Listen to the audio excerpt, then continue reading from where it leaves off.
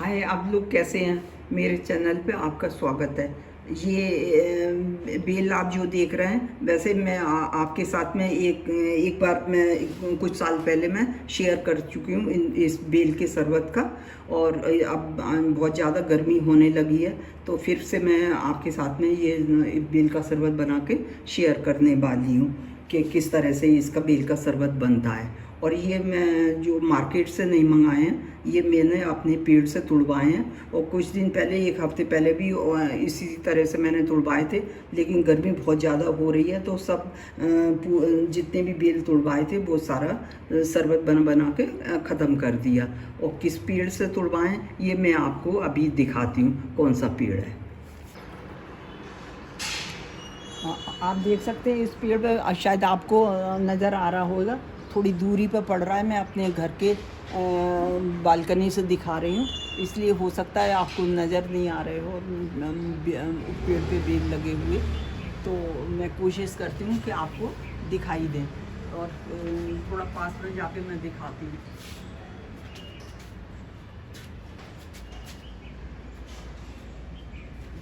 ये आप देख सकते हैं, आप शायद आपको कुछ कुछ दिखाई दे रहे होंगे। तो चलिए फिर मैं आगे बनाना शुरू करती हूँ कि शरबत किस तरह से बनाती हूँ।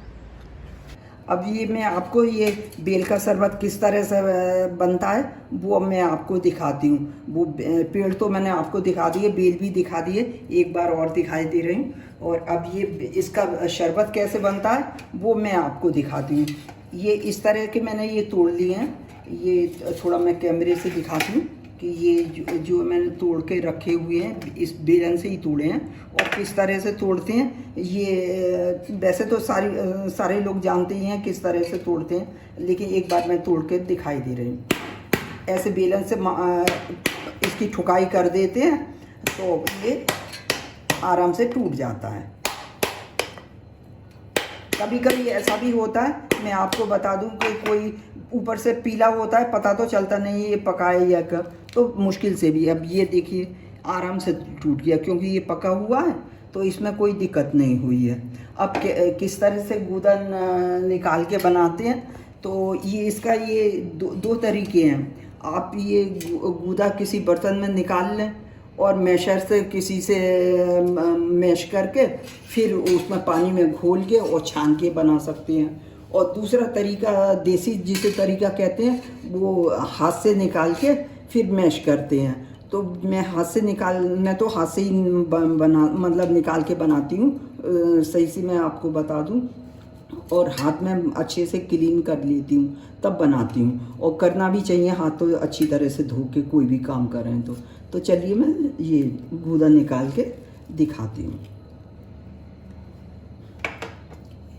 इस तरह से कोई पैनी चम्मच हो, और जैसे ये मेरी पैनी चम्मच है, गोल चम्मच, या कोई छुरी वगैरह इस तरह से हो, उससे आप जैसे भी आपको आसानी पड़े वो इस छिलके के अंदर से गूदा आप निकाल सकते हैं। जैसे मैं ये करके निकाल रही हूँ, फिर ये गूदा आराम से निकाल लूँगी, फिर मैं आगे आपको दिखाती हूँ।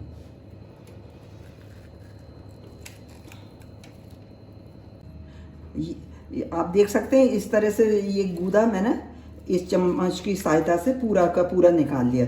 इस तरह सारा गूदा, ऐसी कोई पैनी चम्मच होती है या चाकू वगैरह होता है, इस तरह से ये आप देख सकते हैं ये पूरा मैंने गूदा निकाल के ये खाली कर लिया। ये बस छिलके रह गए, ये सब इसमें भगोने में मैंने ये सारा गूदा निकाल के, और इसके अंदर मैंने पानी भी रख छोड़ा है।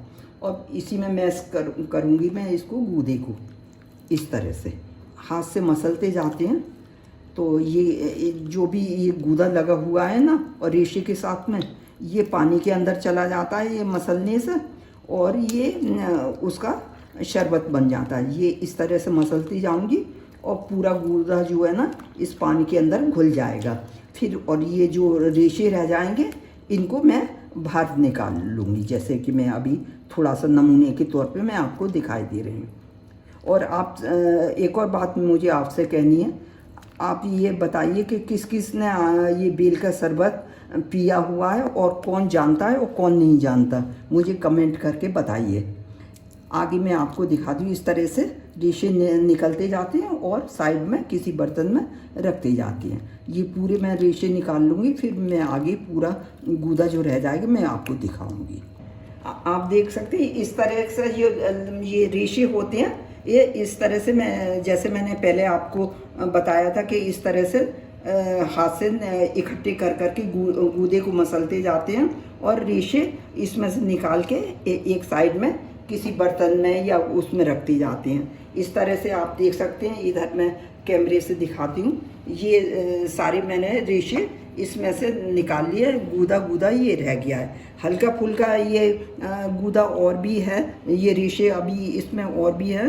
तो इस तरह से बीज और रेशे सब इसके साथ में निकल आते हैं और ये पीने के हिसाब से रह जाता है। और अगर आप बिल्कुल इस तरह से जो आपको ये दिखाई दे रहा है ना, ये गूदा है। ये मैं तो इसको नहीं छानती, क्योंकि जब ये मुंह में पीते हैं ना तो ये आता है जब मुंह में गूदा, तो बड़ा अच्छा सा लगता है खाने में। अगर आप चाहें तो छलनी से भी, मोटी किसी छलनी से भी छान के इसको एक साइड में, ये जो आपको ये नज़र आ रहा है ना गूदा इसका बेल का, ये अलग हट जाएगा और खाली एकदम से प्लेन शरबत रह जाएगा। तो लेकिन मुझे ऐसा ही पसंद है, इसलिए मैं ये चीज़ गूदा हटाती नहीं हूँ, क्योंकि ये फ़ायदा भी करता है। और ये तो शायद हर किसी को नहीं मालूम है, बेल का शरबत तो है, शरबत पीने में तो टेस्टी लगता है। एक तरह से ये दवाई भी है पेट के लिए, बहुत ज़बरदस्त दवाई है। जो जिसको पेट में थोड़ी सी दिक्कत परेशानी होती है उसके लिए एक रामबाण जैसे बोलते हैं ना, वो चीज़ है। और पीने में टेस्टी इतना है कि बस एक गिलास पीने की जगह आप 2 गिलास भी पी सकते हैं।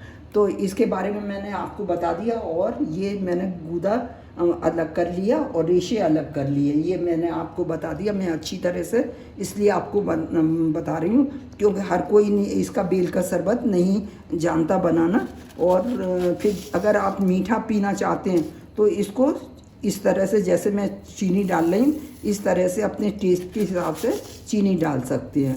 अगर आप मीठा नहीं पीना चाहते, और क्योंकि ये बेल अपने आप में ही मीठा होता है, तो इसकी जगह आप ये काला नमक है, सादा नमक है और नींबू का इस्तेमाल कर सकते हैं। तो वो भी पीने में और बड़ा टेस्टी लगता है। उसका टेस्ट जो है बिल्कुल एकदम से मीठे से अलग हो जाएगा। तो 2 टेस्ट में आप बना सकती हैं। तो ये मैं आपको चीनी डाल के दिखा दिया। अब ये, और इसमें जितना भी, जब भी आप पिएं तभी बर्फ़ का इस्तेमाल करें अगर आप ठंडा पीना चाहते हैं तो। लेकिन ये नहीं कि पूरे में आपने बना के रख दिया पूरे में बर्फ़ डाल दें, क्योंकि ये बर्फ़ जो है पानी छोड़ेगी और ये आपका शरबत ज़्यादा पतला हो जाएगा। इसलिए जब भी आप पिएं तो या तो फ्रिज में रख के पिएं, या फिर ऐसा करें तुरंत ही बना के पीना है तो गिलास में जिस तरह से मैं डाल रही हूँ बर्फ़, इस तरह से आप पहले बर्फ़ डाल लें। फिर ये आप जो है इसमें नींबू का इस्तेमाल करें। ये नींबू मैं दिखा रही हूँ। अगर आप नींबू पसंद करते हैं तो नींबू भी डाल सकते हैं, नहीं पसंद करते तो नहीं भी डाल सकते।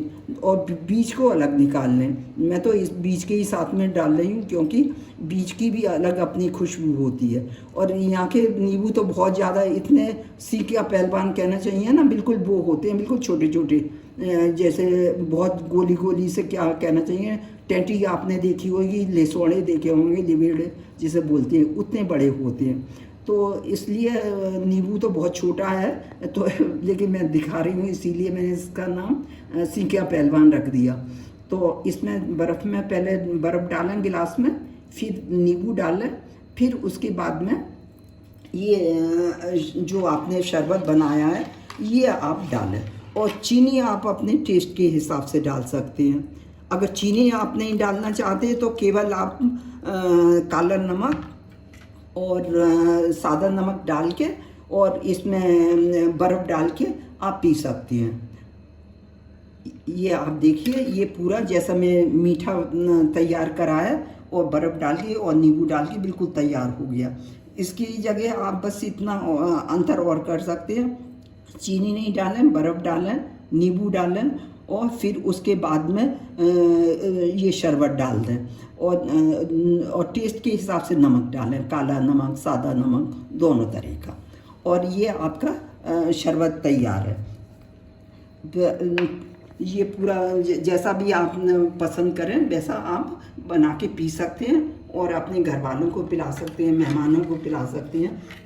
चलिए मैं इस वीडियो को बंद करती हूँ, आगे किसी वीडियो में मिलूँगी, तब तक के लिए बाय बाय, गुड बाय।